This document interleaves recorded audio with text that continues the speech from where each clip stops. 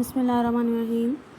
السلام علیکم second year. آج کا ہمارا جو ٹاپک ہے وہ ہے بین الاقوامی تجارت کے نقصانات، یعنی ہم ڈی میرٹس آف ٹریڈ پہ آج بات کریں گے۔ اس میں جو ہمارے پاس پوائنٹس ہیں وہ ہم دیکھیں گے کہ کون کون سے اہم پوائنٹس ہیں ہمارے پاس، یعنی کہ ممالک جو ہیں وہ تجارت کر تو رہے ہیں، بین الاقوامی تجارت ہو تو رہی ہے، لیکن اس کے کیا نقصانات ہیں، ٹھیک ہے۔ فوائد کے ساتھ ساتھ نقصانات کو بھی آج ہم دیکھیں گے۔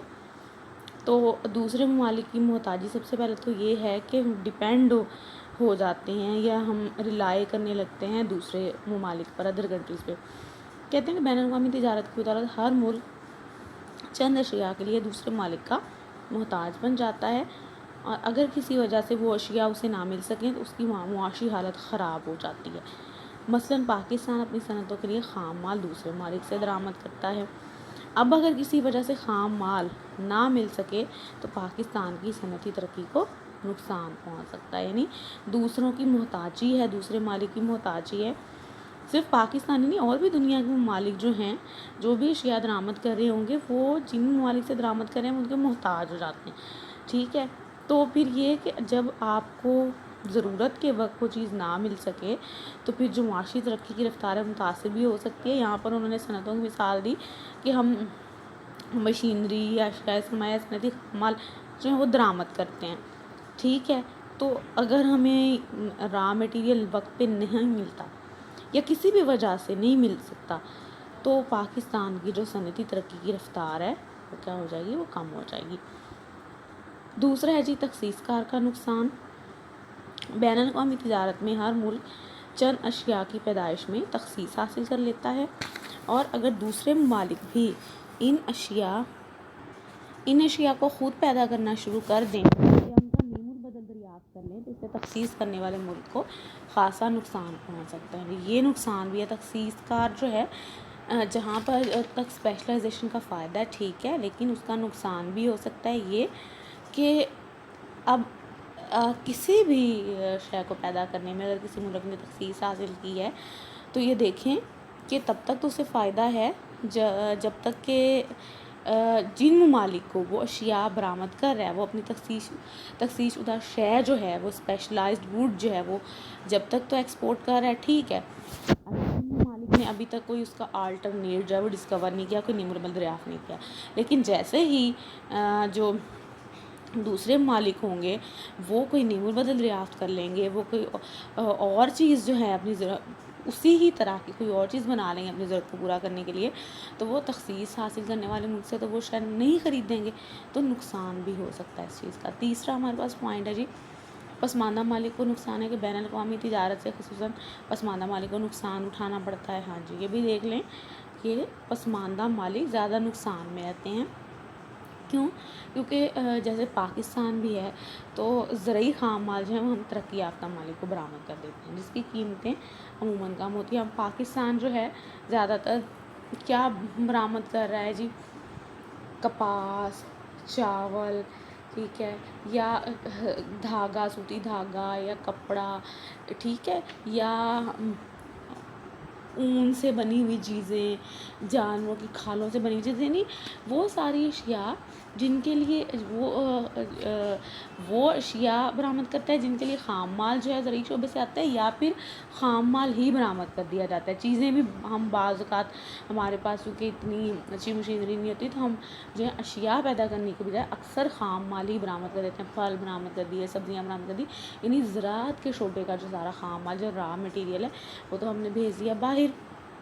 جب یہ ہے کہ اس کی قیمت ہمیں بہت کم ملتی ہے، وہ سستا ہوتا ہے، لیکن جب ہم اشیاء کو درآمد کرتے ہیں تو ہم وہ اشیاء درآمد کرتے ہیں جو کہ مہنگی ہوتی ہیں۔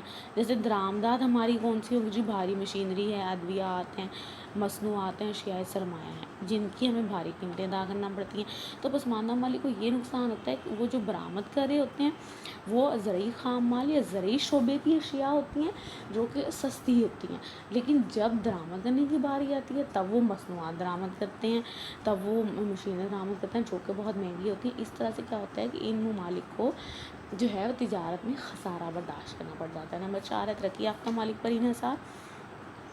ہاں جی، یہ بھی ہے کہ پسماندہ ممالک جو ہیں ان کا جو انحصار ہے، ان کی ڈپینڈنسی جو ہے وہ ہو جاتی ہے ڈیولپ کنٹریز پہ، ترقی یافتہ ممالک پہ، اور خاص طور پر ہاں جی دفاعی ضروریات کے سلسلے میں پسماندہ ممالک ترقی یافتہ ممالک کے محتاج ہوتے ہیں۔ اب کیا ہوتا ہے کہ اگر اسلحہ وغیرہ نہ مل سکے، اب پسماندہ ممالک کو جنگ کے دنوں میں اسلحے وغیرہ کی ضرورت ہے، جنگی ساز و سامان کی ضرورت ہے، اور انہیں وہ میسر نہ آ سکے تو ان ممالک کو خاصا نقصان پہنچ سکتا ہے، ٹھیک ہے، یا ناگہانی حالات میں بر وقت مدد نہ پہنچ سکے تو نقصان اٹھانا پڑ سکتا ہے، تو یہ بھی نقصان ہے۔ یعنی کسی بھی طرح کی جو محتاجی ہے ایک ملک کی دوسرے ملکوں پر، وہ اس کو جو ہے پھر نقصان دیتی ہے۔ اس کے بعد ہے نمبر 5 غیر ملکی مقابلہ۔ بین الاقوامی تجارت کی وجہ سے پسماندہ ممالک کی صنعتوں کو غیر ممالک کی معیاری اور نسبتاً سستی مصنوعات سے مقابلہ کرنا پڑتا ہے، جس کی وہ استطاعت نہیں رکھتی اور نقصان کا سامنا کرتے ہیں۔ جی بالکل، نقصان کا سامنا ہم کیسے کرتے ہیں؟ پاکستان میں اگر آپ دیکھیں بیٹا تو کیا ہوتا ہے کہ ہم کیا کرتے ہیں، فوراً جو ہمارے پاس گوڈز ہیں نا، ہم وہ خریدتے ہیں، ہم امپورٹیڈ گوڈز خریدتے ہیں، ہم اپنی ملک کی اشیاء تو خریدتے ہی نہیں ہیں، ٹھیک ہے، کیوں ہم کہتے ہیں کہ جی ہمارے ملک کی چیزیں تو نکمی ہیں، ان کی تو کوالٹی اچھی نہیں ہے، تو اچھے معیار کی نہیں ہے۔ تو جب ہماری جو اشیاء ہیں ان کو غیر ملکی مقابلے کا سامنا کرنا پڑتا ہے، ٹھیک ہے، تو غیر ملکی اشیاء ہوتی ہیں معیاری ہوتی ہیں، نسبتاً سستی بھی ہوتی ہیں، تو پھر نقصان اٹھانا پڑتا ہے ہماری صنعتوں کو، ٹھیک ہے، غیر ملکی مقابلے کے سامنے ہماری اشیاء نہیں ٹھہر سکتی، ہماری صنعتوں کو نقصان اٹھانا پڑ جاتا ہے۔ جنگ اور رقابت ہو سکتی ہے، یہ بھی ایک نقصان ہے کہ بعض اوقات جو ہے تجارت کی وجہ سے ممالک کے درمیان دشمنی پیدا ہو جاتی ہے، ٹھیک ہے، کیونکہ ترقی یافتہ ممالک پسماندہ ممالک کو اپنی منڈیاں تصور کرتے ہیں اور وہ ان منڈیوں پر ہر حالت میں قابض رہنا چاہتے ہیں، اپنا کنٹرول رکھنا چاہتے ہیں، اور یہ جو چیز ہے یہ بین الاقوامی امن کو خراب کر دیتی ہے، تہوالہ کر دیتی ہے، ٹھیک ہے، کہ ترقی یافتہ ممالک نہیں چاہیں گے کہ پسماندہ ممالک کبھی ترقی کریں، کیونکہ پسماندہ ممالک ہی تو ان کی مصنوعات خریدتے ہیں، اگر پسماندہ ممالک بھی ترقی کر گئے تو ترقی یافتہ ممالک سے کون برآمد کرے گا اشیاء؟ تو اسی لیے جو ہے پھر جنگ اور رقابت کی صورتحال بھی پیدا ہو جاتی ہے۔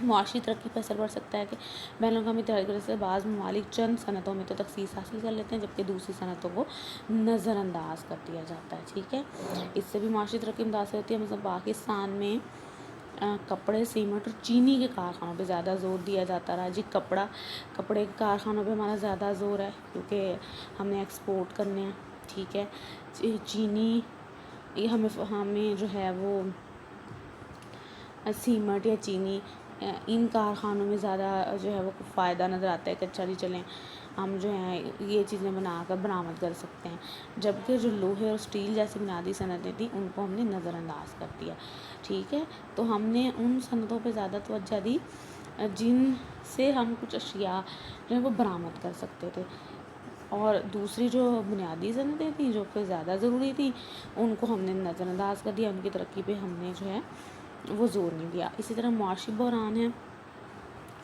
یہ ہے کہ اگر کسی ملک کے معاشی حالات خراب ہو جائیں، اس میں کوئی اقتصادی بحران پیدا ہو جائے، حالات مندے کی طرف چلے جائیں، تو اس کا سرد بازاری ہو جائے کسی ملک میں، تو تجارت کی وجہ سے اس کا اثر دنیا کے باقی ممالک پر بھی پڑتا ہے۔ انہوں نے بہت اچھی مثال دی ہے کہ 1930 کا جو اس کو ہم کہتے ہیں عالمی اقتصادی بحران کہ پوری دنیا میں پھیل گیا، حالانکہ شروع یہ صرف ہوا تھا 1930 میں امریکہ سے، لیکن چونکہ امریکہ بہت سارے ممالک کے ساتھ تجارت کر رہا تھا، تو جب امریکہ میں اشیاء کی قیمتیں بہت زیادہ گریں تو کہتے ہیں کہ اس کے جو ٹریڈ پارٹنرز تھے، جو تجارتی ممالک اس کے ساتھ تجارت میں شریک تھے، ان کی جو اشیاء کی قیمتیں تھیں وہاں پر بھی ان ملکوں میں اشیاء کی قیمتیں کم ہو گئیں، اور جو سرد بازاری کا اثر ہے ان ملکوں تک بھی پہنچا اور پوری دنیا ایسے اس بحران کا شکار ہوگی۔ صنعتی ترقی پہ اثر پڑ سکتا ہے۔ بین الاقوامی تجارت سے پسماندہ ممالک کی صنعتیں کافی نقصان میں رہتی ہیں، کیونکہ ہم یہ پہلے بھی پڑھ چکے ہیں کہ ہم اپنا جو خام مال ہے دوسرے مالک کو برآمد کر دیتے ہیں، ٹھیک ہے، تو ہم کہتے ہیں کہ چلیں ہمیں جو ہے وہ زر مبادلہ حاصل ہو جائے گا، اپنا جب ہم خام مال دوسرے مالک کو برآمد کر دیں گے تو ہماری ملکی صنعتیں جو ہیں ان کو خام مال میسر نہیں آتا اور وہ خسارے میں رہتی ہیں. جیسے پاکستان میں جو کپڑے کی صنعت ہے اکثر اس کو کپاس کی زیادہ مقدار میں برآمد سے نقصان پہنچتا ہے. کیا ہوتا ہے کہ جو زیادہ تر کپاس ہے وہ تو باہر بھیج دی. اب جو پاکستان میں جو کپڑے کی صنعتیں ہیں، جو ٹیکسٹائل انڈسٹری ہے، اس کو کپاس کی ضرورت نہیں ہے، وہ کہاں سے بنائے گی؟ ملکی ضرورت کے لیے جو کپڑا چاہیے وہ کدھر سے آئے گا؟ ٹھیک ہے، تو زیادہ مقدار میں کپاس برآمد کرنے سے کیا ہوا کہ ملک کی جو کپڑے کی صنعت ہے وہ نقصان میں جاتی ہے اور نسبت درآمد و برآمد بھی غیر موافق رہتی ہے. اس طرح کہ نسبت درآمد و برآمد کا مطلب ہے کہ کسی ملک کی برآمدات کتنی ہے اور درآمدات کتنی ہے، یہ دیکھا جاتا ہے. اس کو ہم کہتے ہیں ٹرمز آف ٹریڈ. ٹھیک ہے، نسبت درآمد و برآمد یا ہم اس کو ٹرمز آف ٹریڈ بھی کہہ سکتے ہیں. اب کیا ہوتا ہے، پاکستان کی تو نسبت درآمد و برآمد ہمیشہ ہی غیر موافق رہتی ہے، ہمیشہ ہی نقصان یا خسارے میں رہتی ہے. اس کی وجہ یہی ہے کہ ہم کیا کرتے ہیں، برآمدات ہماری کم ہیں جبکہ درآمدات زیادہ ہیں. جب آپ کے پاس زر مبادلہ کم آئے گا لیکن آپ کے پاس سے جائے گا زیادہ تو آپ گھاٹے میں رہیں گے، آپ خسارے میں رہیں گے. ٹھیک ہے، اچھا جی، سیاسی غلامی ہے. بین الاقوامی تجارت کی وجہ سے بعض مالک اپنی سیاسی آزادی کھو بیٹھتے ہیں کیونکہ تجارت کرنے والے ممالک دوسرے مالک کی سیاسی صورتحال سے فائدہ اٹھا کر ان پر قابض ہو جاتے ہیں. مثلا ہندوستان میں انگریز تجارت کی غرض سے داخل ہوئے لیکن ملکی حالات سے فائدہ اٹھاتے ہوئے اس پر قابض ہو گئے.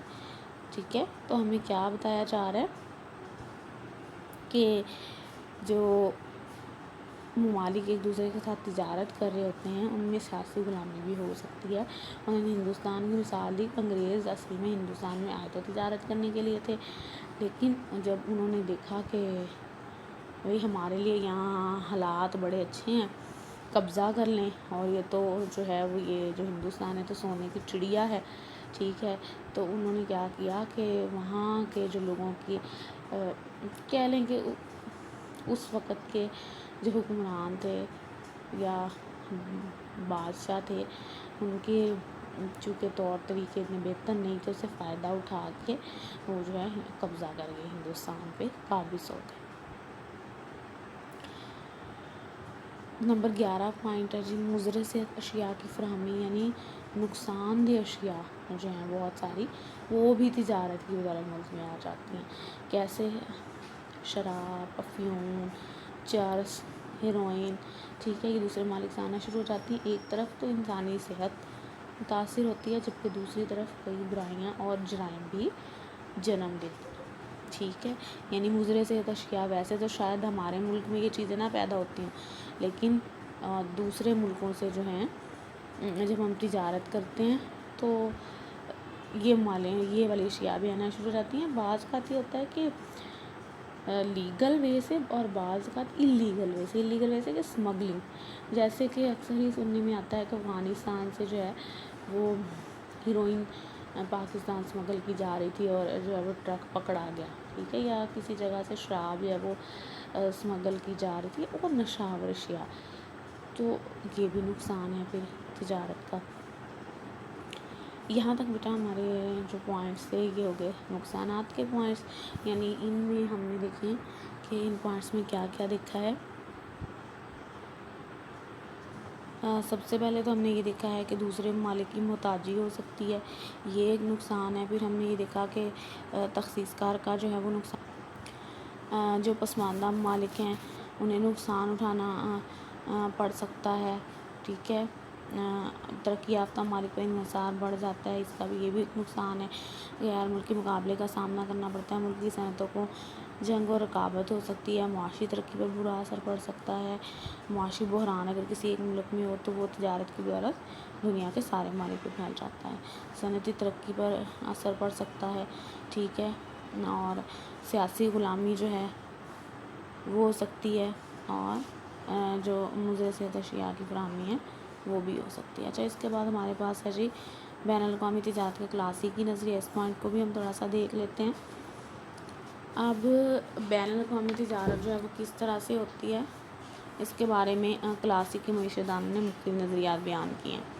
ایڈم سمتھ نے جو ہمیں نظریہ دیا وہ کلی برتری کا ایبسلوٹ ایڈوانٹیج کا نظریہ ہے. ڈیوڈ ریکارڈو کا جو نظریہ ہے وہ تقابلی مصارف و موازنہ مصارف کا. تو یہ بات اب آپ نے یاد رکھنی ہے کہ اگر کلاسیکل تھیوری کی بات کی جائے کہ ٹریڈ کی کلاسیکل تھیوریز کون سی ہیں، اس میں 2 بڑی عام تھیوریز ہیں جن کو ہم بیٹا آگے ڈیٹیل سے بھی پڑھیں گے. ایک یہ ایڈم سمتھ کا کلی برتری کا نظریہ اور دوسرا ڈیوڈ ریکارڈو کا تقابلی مصارف یا موازنہ مصارف کا نظریہ.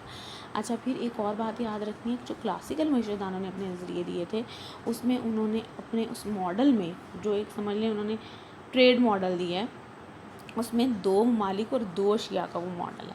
ٹھیک ہے، ویسے تو دیکھیں جب تجارت ہو رہی ہوتی ہے تو بہت سارے ممالک انوالو ہوتے ہیں تجارت میں، 2 سے زیادہ ممالک کے درمیان بھی تجارت ہوتی ہے، اور اسی طرح سے اشیاء بھی 2 سے زیادہ ہو سکتی ہیں. لیکن آسانی کے لیے اور بچوں کو جو ہے وہ سمجھانے کے لیے، آسان رکھنے کے لیے نظریے کو یہ کہہ دیا گیا کہ جو 2 ممالک ہیں یہ فرض کر لیا گیا، 2 ہی اشیاء ہیں وہ آپس میں ان کی تجارت کر رہے ہیں. اب یہ بات ہم نے یاد رکھنی ہے کہ کلاسیکل معیشت دانوں کے نظریہ بہت پرانے ہیں. کہتے ہیں کہ 17ویں اور 18ویں صدی میں جو معاشی فلسفہ تھا وہ مرکینٹلزم پر مبنی تھا. اچھا، مرکینٹلزم کیا تھا کہ کسی ملک کے پاس سونے چاندی جیسی جتنی قیمتی دھاتیں ہوں گی وہ اتنا ہی زیادہ امیر ہوگا. اب اس وقت یہ نظریہ تھا کہ جو بین الاقوامی تجارت ہے یہ اصل میں دولت لے کے آتی ہے. دولت کیسے لے کے آتی ہے کہ اگر کوئی بھی ملک ہے وہ برآمدات زیادہ کرے گا تو سونے چاندی جیسی قیمتی دھاتیں اس کے پاس آئیں گی، جبکہ اگر وہ درآمدات کرے گا زیادہ تو پھر سونا اور چاندی جیسی قیمتی دھاتیں اسے دینی پڑیں گی. تو اس وقت کے جو کلاسیکل معیشت دان ہیں وہ اس بات کی حامی تھے کسی بھی ملک کا توازن تجارت جو ہے وہ موافق ہونا چاہیے. موافق مطلب کہ درآمدات اور برآمدات کا توازن ہونا چاہیے. یعنی یا تو یہ ہو کہ برآمدات زیادہ ہوں یا یہ ہو کہ برآمدات اور درآمدات برابر ہوں. ٹھیک ہے، ایسا نہیں ہونا چاہیے کہ برآمدات کم ہو جائیں اور درآمدات زیادہ ہو جائیں، کیونکہ اس سے یہ نقصان ہوگا کہ جب آپ برآمدات کم کریں گے تو قیمتی دھاتیں آپ کے پاس کم آئیں گی، اور درآمدات زیادہ کرنے سے وہ قیمتی دھاتیں آپ کو دوسرے ممالک کو دینی زیادہ پڑیں گی. اب آج کل تو یہ والا سلسلہ قیمتی دھاتوں والا سلسلہ نہیں ہے. آج کل تو آپ نے پیچھے پڑھا ہی ہے کہ ہر ملک کی اپنی کرنسی اور اس حساب سے ہم اسے اس کی کرنسی میں پیمنٹ کرتے ہیں، ادائیگیاں کرتے ہیں. لیکن یہ بہت عرصہ پہلے کی بات ہو رہی ہے. تو اس وقت جو ہے وہ جو کلاسیکل معیشت دان تھے وہ کہتے تھے کہ توازن تجارت موافق ہونا چاہیے اور تجارت کو پابند ہونا چاہیے، پابندیاں عائد ہونی چاہیے. کچھ ایسا نہیں کہ آپ جتنا مرضی جو ہے وہ جوش یا جتنی دل چاہے درآمد کرتے جائیں. اس سے یہ ہوگا کہ توازن تجارت جو ہے کسی بھی ملک کا وہ خسارے میں جا سکتا ہے اگر درآمدات زیادہ ہو گئیں. تو اتنی پابندی ہونی چاہیے کہ درآمدات اور برآمدات تو برابر ہوں، یا پھر یہ ہے کہ برآمدات جو ہیں وہ درآمدات کی نسبت کافی زیادہ رہیں. تو یہ کلاسیکل نظریہ، کلاسیکل معیشت دان کیا کہتے تھے. اور اب پھر الگ الگ ہم ان کے دونوں کے ایڈم سمتھ کا بھی اور ڈیوڈ ریکارڈو کا دونوں کے نظریات کو دیکھیں گے تفصیل سے انشاءاللہ کہ کیا بتایا جا رہا ہے ہمیں ان تھیوریز میں. تو یہاں تک بیٹا آج کا لیکچر جو ہے وہ ہمارا اینڈ ہوتا ہے. آپ کو کوئی بات نہ سمجھ میں آئے تو آپ جو ہیں وہ پوچھ سکتے ہیں. کوئی بھی مسئلہ ہو، کوئی بھی پوائنٹ نہ کلیئر ہو تو آپ جو ہیں پوچھیں لازمی.